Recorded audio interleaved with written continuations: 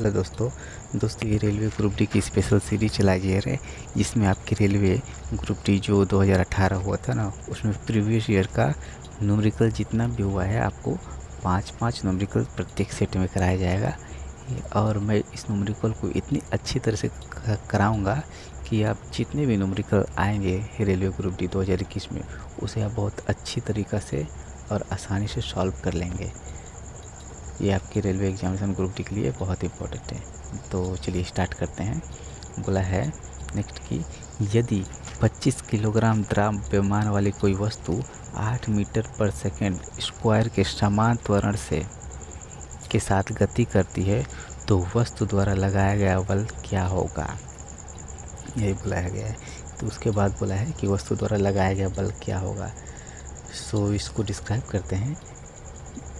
W बराबर m/g, इसका हम हिंदी बोल देंगे, आप लिख लीजिएगा। तो W मतलब होता है गुरुत्वीय बल और m मतलब होता है मास मतलब द्रव्यमान और g मतलब होता है गुरुत्वीय त्वरण। तो W जो है ना, वेट ऑफ द ऑब्जेक्ट, उसे W द्वारा डिनोट करते हैं। और मास जो है ना, किसी वस्तु का जो मास, उसे m द्वारा डिनोट करते हैं।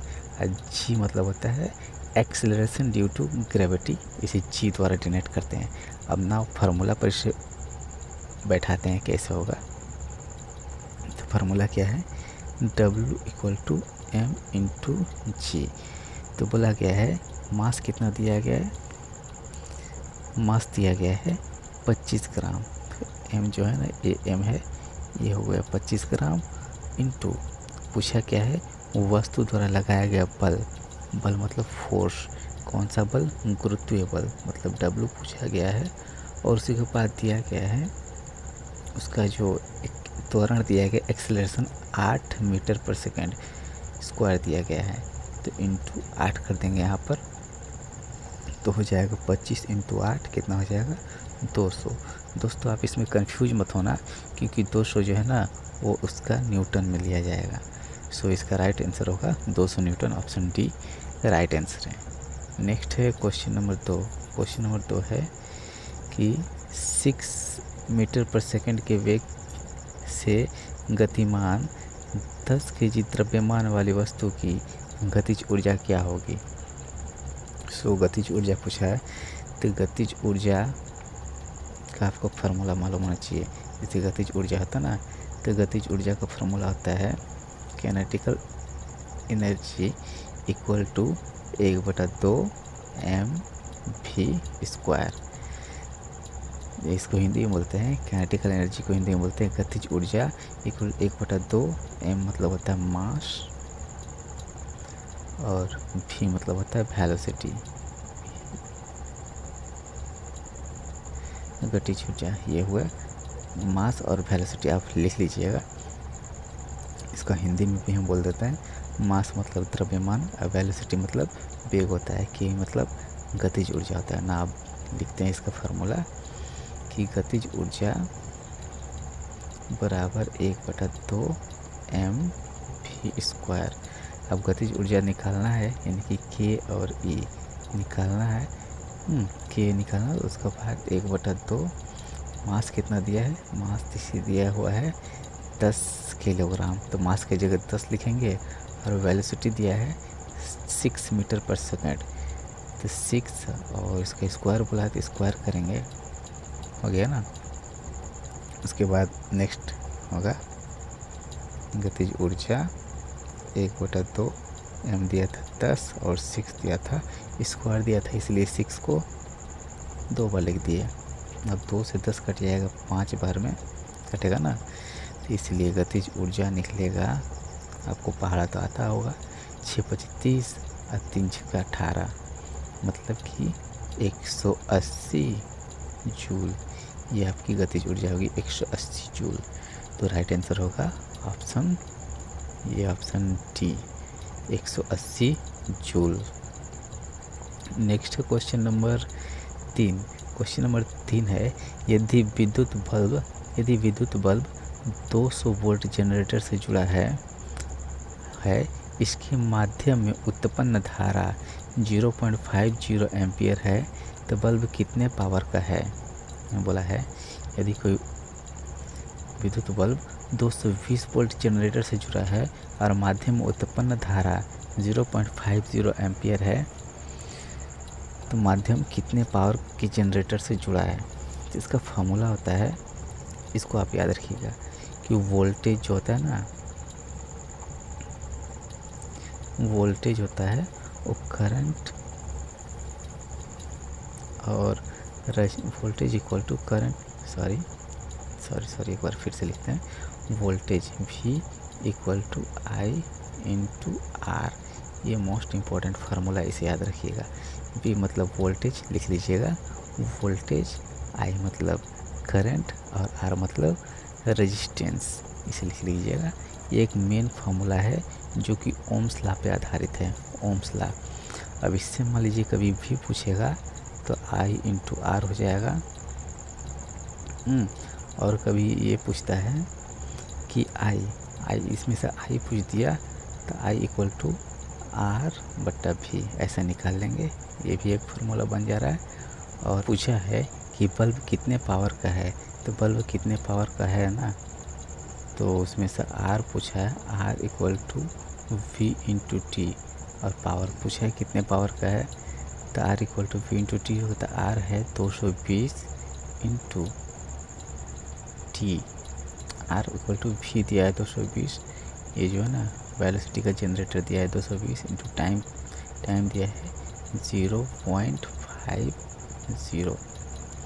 0.50, 2 के बाद 0 है ना, तो नीचे 100 आ जाएगा। 100 में से ये 0 गया और ये 0 गया, तो 22 बच्चे 22 में 5 से गुना करेंगे ना तो कितना आएगा आपको मालूम है, 110। और जो वोल्टेज पूछा है, वोल्टेज का उसको वाट में लिखते हैं, वाट में, तो आपका सही आंसर होगा 110 वाट, जो कि आंसर है सी नंबर 110 वाट। ना नेक्स्ट सवाल पे जाते हैं। नेक्स्ट सवाल है कि स्थिर बल पर, नेक्स्ट सवाल है कि स्थिर बल 2 सेकंड की अवधि के लिए 5 kg द्रव्यमान की वस्तु पर कार्य करता है। यदि वस्तु के वेग में 4 मीटर पर सेकंड से 7 मीटर पर सेकंड तक बढ़ाया जाए तो प्रयुक्त बल की मात्रा क्या होगी। ये बहुत इंपॉर्टेंट सवाल है। ये सवाल जो है ना वेरी इंपॉर्टेंट है, इसे आप याद रखिएगा। सो इसका फार्मूला होता है force equal to mass into V minus U बटा T। ये इसका फार्मूला होता है। अब ना आपको एक एक करके समझाते हैं कि होता क्या है सबके बारे में। तो F मतलब होता है फोर्स, आप लिख लीजिएगा, लिखने में टाइम लग रहा है। और M मतलब होता है मास, और ये जो U है ना, इसका मतलब होता है इनिशियल, L जो होता है वेलोसिटी होता है, और ये U जो होता है ना, इसका मतलब होता है फाइनल वेलोसिटी। इसका मतलब इनिशियल वेलोसिटी, F मतलब फोर्स होता है, M मतलब मास होता है, U मतलब इनिशियल वेलोसिटी, और ये V मतलब फाइनल वेलोसिटी होता है। और इसके बाद बचा क्या, इसके बाद बचा है T। तो T मतलब तो आप सबको मालूम है टाइम होता है ना। अब सवाल में दिया क्या है ना, सवाल में दिया है क्या है, ये सवाल फार्मूला तो एक मास इंटू, ये फार्मूला है। अब जो दिया है उसे पुट करते हैं। निकालना क्या है, फोर्स निकालना है, याद रखिएगा।